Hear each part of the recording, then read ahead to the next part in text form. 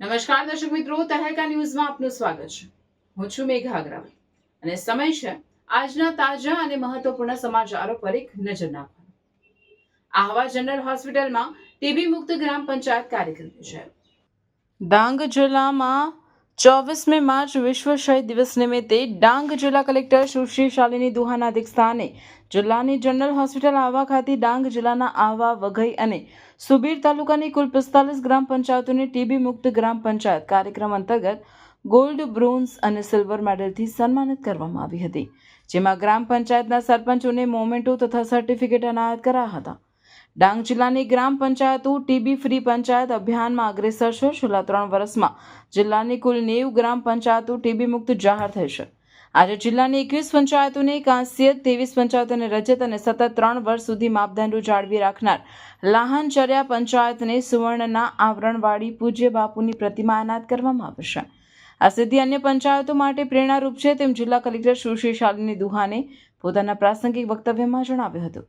ભારત સરકાર દ્વારા આજથી એટલે કે 24 માર્ચ 2026થી ટીબી મુક્ત ભારત અભિયાન 2.0 100 દિવસીય સઘન ઝુંબેશ શરૂ કરવામાં આવી રહી છે. આ અભિયાનમાં ટેકનોલોજી અને સઘન તપાસ દ્વારા આપણે ટીબી નિર્મૂલનની ગતિને વધુ ઝડપી બનાવવાની છે. ટીબી સામેની લડતમાં પોષણ ખૂબ મહત્વનું છે, જે માટે જિલ્લાના તમામ સામાજિક કાર્યકરો, સંસ્થાઓ, સરપંચો અને સક્ષમ નાગરિકોને નિક્ષય મિત્ર બનવા આહવાન કરતા કલેક્ટરે ટીબીવાળા દર્દીઓને દત્તક લઈ 6 માસ સુધી પૌષ્ટિક અનાજની કીટ પૂરી પાડી તેઓને વહેલા સાજા કરવામાં નિમિત્ત બનવાની અપીલ કરી. ટીબી માત્ર એક બીમારી નથી, પણ એક સામાજિક પડકાર છે. ડાંગ જિલ્લાને સંપૂર્ણ ટીબી મુક્ત બનાવવા માટે જનભાગીદારી સાથે આગળ વધવા કલેક્ટરે વધુમાં જણાવ્યું. ભૂતકાળમાં ટીબી રોગને રાજરોગ ગણવામાં આવતો હતો, તેનું નિદાન અને સારવાર પણ ખૂબ મુશ્કેલ હતું, પરંતુ રાષ્ટ્રીય ક્ષય નિર્મૂલન જેવા કાર્યક્રમના પરિણામે ટીબીને હરાવવું શક્ય બન્યું છે. તમામ સરકારી કેન્દ્રો ખાતે ટીબીનું નિદાન અને સારવાર વિનામૂલ્યે ઉપલબ્ધ છે. ટીબી રાજગોર કે મહારોગ નહીં, પરંતુ મટી શકે તેવો રોગ છે, તેમ અધિક જિલ્લા આરોગ્ય અધિકારી ડોક્ટર હિમાંશુ ગામિતે પોતાના પ્રાસંગિક વક્તવ્યમાં જણાવ્યું હતું. આ કાર્યક્રમમાં આહવા જનરલ હોસ્પિટલના અધિકારી ડોક્ટર મિતેશ કુંડબી, આરોગ્ય અધિકારી સર્વેશ્રી doctor Swati Pawar, doctor Anuradha Gamit, doctor Nilketu Patel, doctor Garvina Gamit સહિતના આરોગ્ય કર્મીઓ તેમજ જુદા જુદા ગ્રામ પંચાયતના સરપંચો વગેરે ઉપસ્થિત રહ્યા હતા. રિપોર્ટર રમેશ મહાલા, ડાંગ. 24મી માર્ચ વિશ્વ ટીબી દિવસ નિમિત્તે આપણે સૌ એક મહત્વના સંકલ્પ સાથે ભેગા થયા છીએ.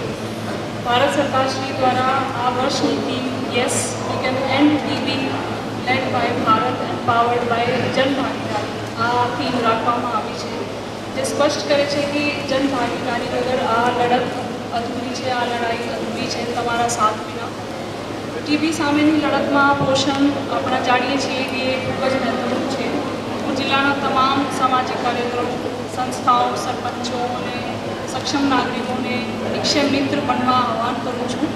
દર્દીને દત્તક લઈ 6 માસ સુધી પૌષ્ટિક અનાજની કીટ પૂરી પાડી આપણે તેમને વહેલા સાજા કરવામાં નિમિત્ત બની શકીએ છીએ.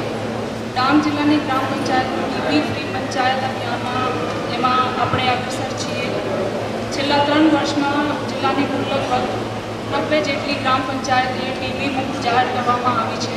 આજે આપણે 21 જેટલી પંચાયતોને કાંસ્ય, 23 પંચાયતોને રજત, ચાંદી અને સતત 3 વર્ષ સુધી જે માપદંડો જાળવી રાખનાર લાહનચાર્યા એમને પંચાયતને સોનાના આવરણવાળી પૂજ્ય બાપુની પ્રતિમા સાથે એનાયત આપણે કરવામાં આવી છે. એમના માટે એકવાર ખૂબ જ માટે આપણી જે ગ્રામ પંચાયત છે એ ખૂબ પ્રેરણારૂપ છે અને હું એમને અભિનંદન પાઠવું છું, શુભકામનાએ આપું છું. આરોગ્યના કાર્યકરો દ્વારા ગામે ગામ જઈને એનો પ્રચાર પ્રસાર પણ કરવામાં આવે છે કે એના માટેની આપણે શું સાવચેતી રાખવી આવા રોગો પ્રત્યે. એ સાવચેતી જો રાખવામાં આવે તો આપણે કોઈ પણ રોગ જે છે એને ફેલાતો આપણે અટકાવી શકીએ છીએ. એટલે આ ક્ષય એવો રોગ છે કે જે માણસને અંદર ખાને કોરીને ખાઈ જતો હોય છે. એના લક્ષણો સામાન્ય લક્ષણોથી એ શરૂઆત થાય છે, પણ જો એના પ્રત્યે આપણે બેદરકારી રાખીએ તો એ વિકરાળ સ્વરૂપ લેતો હોય છે.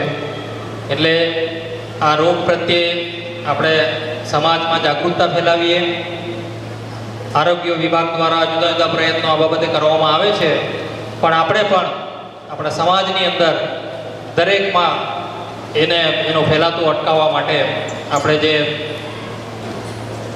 પૂર્વ પગલાં લેવા જોઈએ એ દરેકે લેવા જોઈએ. સાથે સાથે જે પંચાયતો દ્વારા આ કાર્યક્રમ નિમિત્તે સુંદર કામગીરી ક્ષય બાબતે થયેલી છે, એ ક્ષયરોગ બાબતે થયેલી કામગીરી